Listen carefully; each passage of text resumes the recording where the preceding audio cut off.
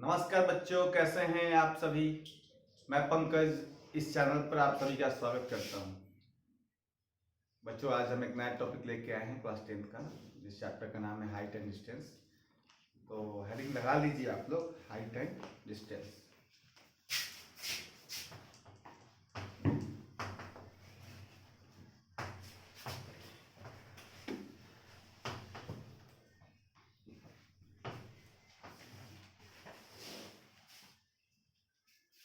देखिए बच्चों, height and distance में क्या क्या पढ़ना है। हमको दो चीज पढ़ना है, हमें दो चीज जानना है। पहला, एंगल ऑफ एलिवेशन। पूरी हाइट एंड डिस्टेंस दो ही चीज पे डिपेंडेंट है। और उसके बाद दूसरा, ट्रिग्नोमेट्री का एप्लीकेशन आपको आना चाहिए। मैं बता दूंगा कि दो चीज क्या है वो, और ट्रिग्नोमेट्री का एप्लीकेशन क्या यूज करना है ये भी मैं आपको बता दूंगा। तो सबसे पहले एंगल ऑफ एलिवेशन, एक चीज तो ये आपको जानना है, और दूसरा एंगल ऑफ डिप्रेशन जानना है। क्या जानना है? Angle of depression. दो चीज आपको जाननी है बस। हाइट एंड डिस्टेंस क्लियर करने के लिए दो चीज आपको जाननी है, एक एंगल ऑफ एलिवेशन और दूसरा एंगल ऑफ डिप्रेशन। और ये दोनों जब आप जान जाएंगे, उसके बाद जो आप ट्रिग्नोमेट्री पढ़े हैं उसका एप्लीकेशन आपको पता है, तो आपसे हाइट एंड डिस्टेंस के क्वेश्चन सॉल्व हो जाएंगे। बहुत आसान चैप्टर है, इसमें ज्यादा कुछ लॉजिक नहीं है। देखिए आप, एंगल ऑफ डिप्रेशन और एंगल ऑफ एलिवेशन में क्या अंतर है, इस बात को पहले समझें। तो सबसे पहले मैं बच्चों एक बात मैं बता रहा हूँ कि मान लो ये पोल है, ये क्या है, एक पोल है। आप बोलेंगे सर ये पोल हो ही नहीं सकता, मैं जूम कर लो, भाई पोल है। और ये मान लीजिए ग्राउंड है, ये क्या है, ग्राउंड है। अब मैं ये कहना चाहता हूं बच्चा कि ये जो पोल है, इस पोल की कुछ ना कुछ हाइट होगी। हमने मान लिया इस पोल की हाइट जो है p है, ये p लेंथ का पोल है। और मान लीजिए कि ग्राउंड पर मैं यहाँ पे खड़ा हूं, मैं हूं या चाहे आप मान लो कि आप यहाँ पे खड़े हो, और मैं आपसे पूछूंगा कि इसके टॉप को देखो, तो आप क्या कहेंगे? टॉप तो आपको ऐसे दिखाई नहीं देगा कि आपकी आंखें बिल्कुल ऐसे स्ट्रेट हो, तो आप देखेंगे। टॉप देखने के लिए तो आपको आपकी आंखें ऐसे होनी चाहिए। तो आप टॉप को देखेंगे तो आपकी आंख की जो डायरेक्शन होगी, ये डायरेक्शन होगी। आप बोले होगी कि नहीं होगी? तो आप बोलेंगे कि हाँ सर, यही डायरेक्शन में हम देखेंगे, आंख मेरी इधर ही जाएगी, तभी जाके हम इस टॉप को देख पाएंगे। इसको बोलते हैं बच्चा लाइन ऑफ साइट। क्या बोलते हैं? Line of site. मतलब ऐसा लाइन जिधर से हम देख रहे हैं। लाइन ऑफ साइट का मतलब क्या? ऐसा लाइन जिधर से हम देख रहे हैं। तो ये लाइन ऑफ साइट जो हॉरिजेंटल से एंगल बनाएगा ना बच्चों, मैंने क्या बोला, लाइन ऑफ साइट जो हॉरिजेंटल से एंगल बनाएगा, उसी एंगल को हम लोग बोलेंगे एंगल ऑफ एलिवेशन। क्या बोलेंगे? Angle of elevation. बस इतनी बात छोटी सी बताने के लिए मुझे चैप्टर स्टार्ट करना पड़ा, जो कि एकदम छोटी सी नॉर्मल बात है भाई, कि एंगल ऑफ एलिवेशन क्या है, तो लाइन ऑफ साइट और ग्राउंड के बीच का एंगल है टॉप देखते समय। ठीक।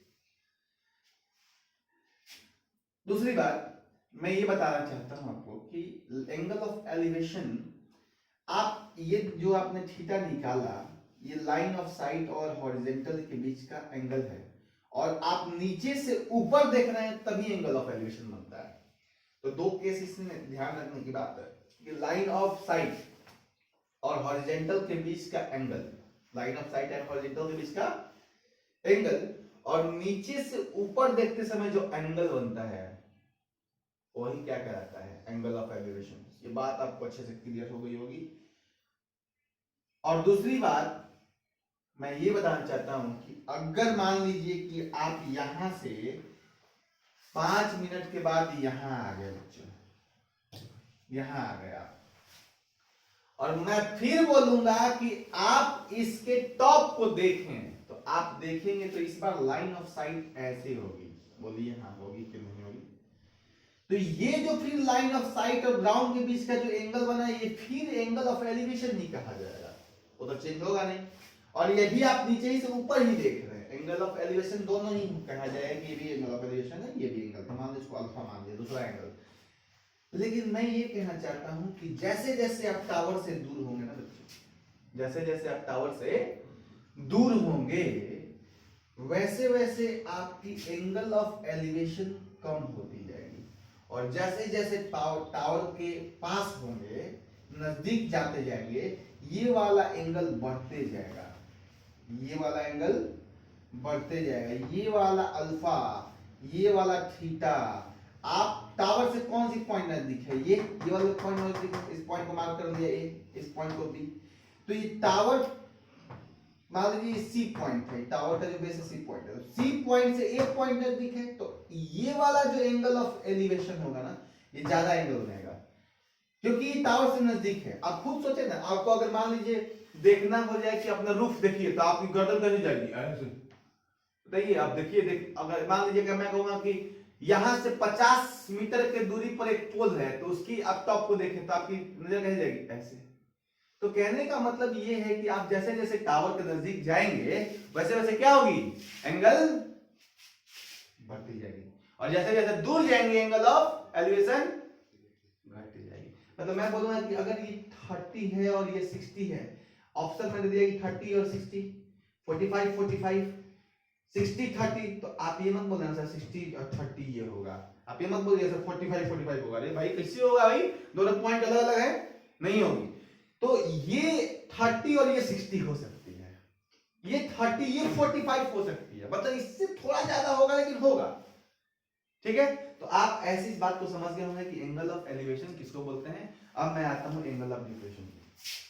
एंगल ऑफ एलिवेशन इसको नोट डाउन कर लें, पॉज करके नोट डाउन करेंगे और फिर से देखिए एंगल ऑफ डिप्रेशन क्या है, मैं समझा दूंगा आपको एंगल ऑफ डिप्रेशन की। उसके बाद मैं बताऊंगा कि एप्लीकेशन कैसे यूज करते हैं हाइट एंड डिस्टेंस। मतलब हाइट एंड डिस्टेंस आप बनाइए, ऑफ कोर्स बनेगा, अगर नहीं बन रहा है आपसे तो कमेंट कीजिए, मेरी वीडियोस आएगी जिससे आपको बता दूंगा कि कैसे कैसे हम लोग क्वेश्चन सॉल्व करते हैं। पहले देखिए आप एंगल ऑफ डिप्रेशन, सबसे पहले एंगल ऑफ डिप्रेशन किसको बोलते हैं, एंगल ऑफ डिप्रेशन नहीं, बस एंगल ऑफ एलिवेशन का उल्टा है एंगल ऑफ डिप्रेशन। कैसे, तो मैं बता दूं कि मान लीजिए ये टावर है, फिर से अज्यूम किया जाए, और ये ग्राउंड है, और मान लीजिए यहाँ पे पंकज सर खड़े हैं, मान लीजिए पंकज सर खड़े हैं, और यहाँ पे एक लड़का है राजीव, यहाँ पे एक लड़का है राजीव। अब राजीव पंकज सर को नोटिस कर रहा है, राजीव जो है यहाँ बैठा हुआ राजीव जो है वो पंकज सर को नोटिस कर रहा है, यहाँ पे है पंकज सर, ठीक है।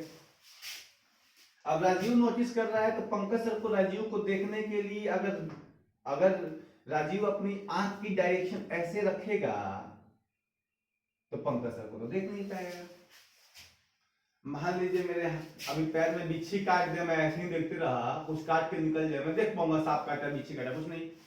तो अगर राजीव ऐसे देखते रहेगा तो भाई पंकज सर को देख नहीं पाएगा। तो पंकज सर को देखने के लिए राजीव को कैसे देखना पड़ेगा, आप खुद सोचे। तो भाई आप कहेंगे इसको मिला दीजिए, तो भाई ये क्या हो गया, लाइन ऑफ साइट।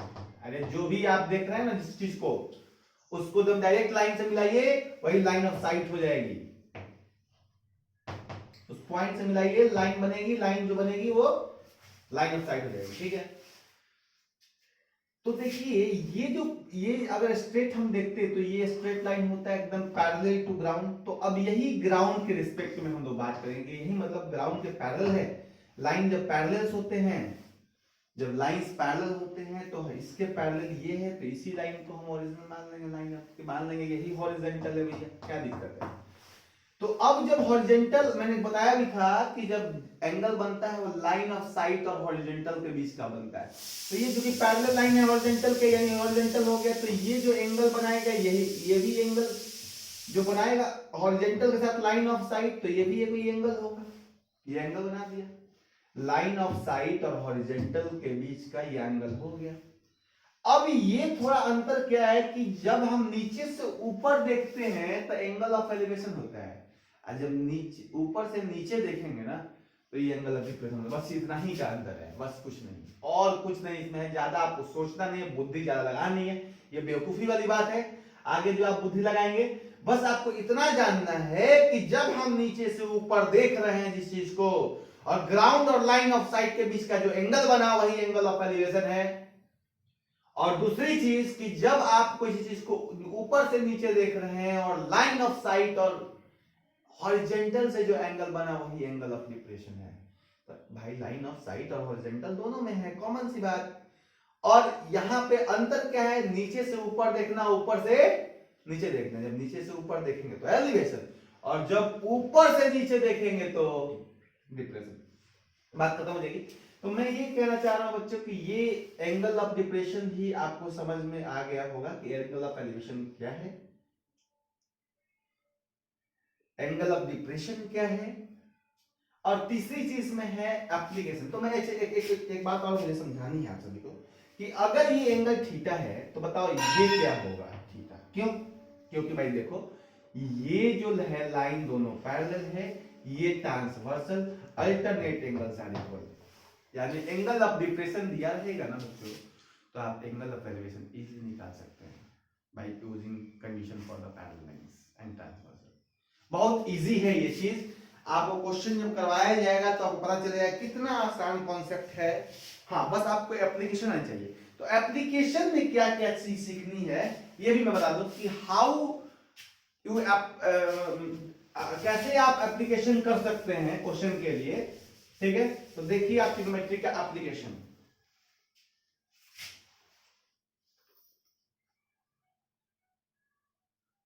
जैसे कि मान लिया जाए कि कहेगा कि एक वर्टिकल पोल है, क्या कहेगा, क्या कहेगा कि एक वर्टिकल पोल है, ये मान लीजिए वर्टिकल पोल है, और कहेगा ये वर्टिकल पोल किसी ग्राउंड 50 मीटर से। मैं एक ही क्वेश्चन से सब समझा देता हूं कैसे एप्लीकेशन यूज करते हैं, मुझे सोचना भी पड़ता है पहले समय। तो आप ये इस बात को देखें कि 50 मीटर से इस पॉइंट से आप इसके टावर के टॉप को देखना है, तो आप क्या करेंगे, इसके टॉप को आप कनेक्ट कर देंगे। फिर आपसे क्वेश्चन आएगा, तो इसको तो आप तो समझ गए कि लाइन ऑफ साइट है, ये जब ऊपर से नीचे से ऊपर देख रहे हैं और ये लाइन है जो टॉप को देखा होती है, लाइन ऑफ साइट हो जाएगा भैया, लाइन ऑफ साइट। दूसरी चीज मैं ये कहना चाहता हूं कि ये जो पॉइंट है इस वर्टिकल पोल के बेस से कितने दूरी पर है, तो 50 मीटर की दूरी पर है। तो मैं ये कहता हूं क्वेश्चन में आपको दिया रहेगा कि ये वाला लेंथ दिया है और कह दिया है कि जो एंगल ऑफ एलिवेशन है ना, जो आप देख रहे हैं एंगल को, वो भैया है 30 डिग्री। कितना है? 30 डिग्री। ये कम से कम दो चीज गिवन रहेगा, थर्ड कंडीशन पूछेगा। अब देखिए जैसे कि मैं बता दूं कि मतलब आपसे पूछ दिया कि पोल की हाइट कितनी है, क्वेश्चन पूछ दिया, मान लीजिए पोल ऑफ हाइट कितनी है, ठीक है, ठीक है, पोल ऑफ हाइट कितनी है। तो बताइए पोल ऑफ हाइट के लिए, तो देखिए मैं तो बताया था कल ही ट्रिग्नोमेट्री पढ़ाते समय कि जो एंगल दिया है उसके सामने वाला साइड क्या होता है, परपेंडिकुलर। जो 90 डिग्री होता है उसके सामने वाला साइड क्या होता है, हाइपोटेनस। तो साइड तो ये है, तो ये हाइपोटेनस होगा, यानी अगर इसको माने ए, इसको माने बी, इसको माने सी, तो मैं बोलूंगा ए बी जो है परपेंडिकुलर, ए सी जो है हाइपोटेनस, तो बेस जो हो जाएगा वो बी सी हो जाएगा। बोलो हो जाएगा कि नहीं, जो बेस होगा वो बी सी हो जाएगा। इसमें पूछा है पोल हाइट ऑफ अ पोल पूछना है, पोल ऑफ हाइट नहीं सॉरी हाइट ऑफ अ पोल पूछा गया है, हाइट ऑफ अ पोल पूछा गया है, हाइट ऑफ पोल पूछा गया है। तो मैं ये बोलना चाहता हूँ कि हाइट ऑफ पोल निकालने के लिए आपको क्या करना पड़ेगा कि आपको बेस दिया है, एंगल दिया है, परपेंडिकुलर निकालना है कि नहीं, परपेंडिकुलर ही तो निकालना है, यही तो पोल की हाइट है। तो आप कौन सी फॉर्मूला यूज करेंगे, P बाई बी, क्योंकि P बाई बी में ही तो P है, P निकालना है मुझे, B दिया है, तो आप इसमें क्या यूज करेंगे, tan थीटा। मैं आपको तो इसी एग्जांपल से मैं सारे क्वेश्चन को सॉल्व करा देता हूं, आप अगर बुद्धि लगाएंगे तो समझ जाएंगे पंकज सर क्या कहना चाहते हैं। तो tan थीटा आप क्यों यूज किए बच्चा, मेरा क्वेश्चन आपसे एक ही सवाल है कि आप tan थीटा क्यों यूज किए। आप खुद सोचे कि ये परपेंडिकुलर हमको निकालना है, बेस मेरे को गिवन है, तो हम tan थीटा यूज करेंगे, P अपॉन B ही तो tan थीटा होता है। तो मैं यहां से बोल सकता हूं कि tan थीटा का मतलब होता है p अपन में b और tan थीटा का मतलब tan 30 लिख देंगे यहां इज इक्वल टू p की वैल्यू हमको निकालनी है, b हमको पता है कितनी, तो मैं बोल रहा हूं tan 30 की वैल्यू होती है 1/√3, कितनी होती है 1/√3। अब बस इसको लेकर सॉल्व कर देना है, यानी p इज इक्वल टू 50/√3, 50/√3। अब देखिए बच्चों, आप यहाँ पे आंसर नहीं छोड़ेंगे कभी भी। देखिए बच्चों, बच्चे बहुत सारे एग्जाम में गलत करते हैं कि भाई मेरा तो आंसर निकल गया। नहीं बच्चों, बिना रेशनलाइज किए हुए आप नहीं छोड़ेंगे, क्योंकि आप डिनोमिनेटर में रेशनल नंबर जब तक नहीं आए तब तक वो आंसर नहीं होगा। यहां बताइए √3 इज इरेशनल है कि नहीं, तो आप इसको रेशनलाइज करेंगे तो आप इसको लिखेंगे 50/√3, √3 से ऊपर मल्टीप्लाई कीजिए, √3 से नीचे मल्टीप्लाई कीजिए, 50√3/3, यही आंसर होगा बच्चा। ठीक, क्योंकि अब आपका डिनोमिनेटर में रेशनल नंबर आ चुका है, आप छोड़ सकते हैं, यही आपका आंसर होगा। तो मैं ये बोल रहा हूं कि आपने tan theta is equal to 1/√3 p/b लगाया, ठीक है। ये कॉन्सेप्ट आपके सामने समझ में आ गई कि भैया p के जब p निकालना था, b 50 मीटर था, ठीक है। तो आपने tan थीटा क्यों लगाया, क्योंकि परपेंडिकुलर पूछा था, बेस दिया हुआ था। मैं अब देखिए सवाल, इसी सवाल को थोड़ी सी चेंजिंग करना चाहता हूं, आप इसको नोट डाउन कर ले, पहले मैं पॉज करके जल्दी से नोट डाउन करें। चलिए ठीक है, थैंक यू। देखिए इधर अब मैं इसी क्वेश्चन में कुछ चेंज कर देता हूं। मैं क्या करता हूं कि भैया अब यहाँ पे पंकज सर नहीं है, सॉरी, अब यहाँ पे वो पहले वाला एग्जाम्पल था, अब यहाँ पे मैं कह रहा हूं कि दूसरी क्वेश्चन यहाँ नहीं मान रहा हूं। तो मान लीजिए रस्सी है, ये क्या है, रस्सी है। अब यहाँ से यहाँ तक कोई एंगल की हम बात अभी नहीं करेंगे, मैं बोलूंगा कि एंगल लाइन ऑफ साइट नहीं है, वो रस्सी है। इस पोल को यहाँ पे कील मार दिया, कांटी मार दिया ग्राउंड पे, और यहाँ पे पोल पर भी एक कांटी मार दिया, रस्सी को लेके यहां से रस्सी को बांधा और यहाँ रस्सी को बनाने, क्या ये ऐसे ही बनेगा ग्राउंड से? तो आप बोलेंगे हाँ सर बनेगा, तो ऐसे ही बनेगा। तो मैं बोलूंगा कि अब ये रस्सी है, ठीक है, लाइन ऑफ साइट है ये, और मैं बोलता हूं कि एंगल भी यही है। अब ग्राउंड से जो रस्सी एंगल बना रहा है टॉप पहुंचने तक में, वो एंगल भी 30 है। और आपसे पूछा जाएगा कि इस रस्सी की लेंथ निकालिए, तो आप कहिए tan थीटा लगा देंगे, टी अपन में भी काहे लगाइए भाई, क्यों बताइए? tan थीटा नहीं लगाइएगा, आप लगाइएगा cos थीटा। क्यों? क्योंकि आपसे पूछा है हाइपोटेनस है बच्चा, ये रस्सी की लंबाई पूछी है, रस्सी की जब लंबाई पूछी है तो आप tan थीटा क्यों लगाइएगा भाई? वहां पर तो परपेंडिकुलर बाय बेस होता, यहां बेस अपन हाइपोटेनस की बात होगी, क्योंकि हाइपोटेनस निकालना है। तो आप cos थीटा लगाइएगा और लगाइएगा फॉर्मूला में बेस अपन हाइपोटेनस, और cos यहां 30 लिखिएगा और लगाइएगा आप बेस 50, और हाइपोटेनस आपको निकालना है। और cos 30 की वैल्यू होती है 2, cos 30 की वैल्यू होती है 2। मैं एक चीज ये कर लो, देख लो एक बार, cos 30 की वैल्यू कितनी होती है, sin 30 cos 30 cos 30 1/2, तो सॉरी 1/2, ठीक है, 1/2 cos 30 की वैल्यू होगी, और होती है सॉरी cos 30 की वैल्यू होती है √3/2, और यहां से h की वैल्यू हो जाएगी, मल्टीप्लाई कीजिए 100/√3। फिर से आपको रेशनलाइज करने की जरूरत है, आप रेशनलाइज कर सकते हैं, तो यहां रेशनलाइज कीजिए √3 तो आ जाएगा 100√3 बाई में 3, ठीक है, बाई में 3। तो आंसर हो जाएगा हाइट निकालने के लिए h is equal to 100√3 by में। तो आपने क्या निकाला, यहाँ पे हाइपोटेनस निकाला, यानी रस्सी की लंबाई निकाली, तो आपने cos थीटा लगाया। अब मैं आपको इसी सवाल में मैं बोल लूं कि ये 50 मीटर हटा दिया है और ये 50 मीटर दे दिया है, यानी height of a tower 50 metre दे दिया है। अब आपसे फिर से मैं पूछूं कि रस्सी की लंबाई कितनी होगी, रस्सी की लेंथ कितनी होगी, what is the length of the string? तो आप कहेंगे b/h, cos थीटा लगा दीजिए सर। क्यों लगाइए भाई, क्यों, बेस तो है ही नहीं। तो आप लगाएंगे sin theta, sin theta is equal to p upon में h। क्यों लगा रहे हैं आप, बात समझ रहे हैं, क्योंकि परपेंडिकुलर दिया है, हाइपोटेनस निकालना है, इसलिए लगा रहे हैं भाई। तो यहाँ पे sin theta p upon h लगाएंगे, और p बाई h का मतलब होता है sin थीटा की sin 30 यहाँ पे होगी, क्योंकि एंगल तो 30 है, sin 30 की वैल्यू अपॉन में p अपॉन में h। तो sin 30 की जो वैल्यू है वो 1/2 होगी, और p की वैल्यू जो है वो 50 होगी, और ये h की h होगी, तो h is equal to 100 meter होगी। आप मीटर में रखे हो, मीटर होगी, मैं अभी तक यूनिट नहीं लिया है, चलिए कोई भी यूनिट ले लीजिए, सेंटीमीटर, मीटर, मिलीमीटर, कोई दिक्कत नहीं। थैंक्स यू ऑल आउट, आपको समझ में आ गया होगा, आप बहुत, मुझे आशा है कि आप समझ गए होंगे। Thank you everyone.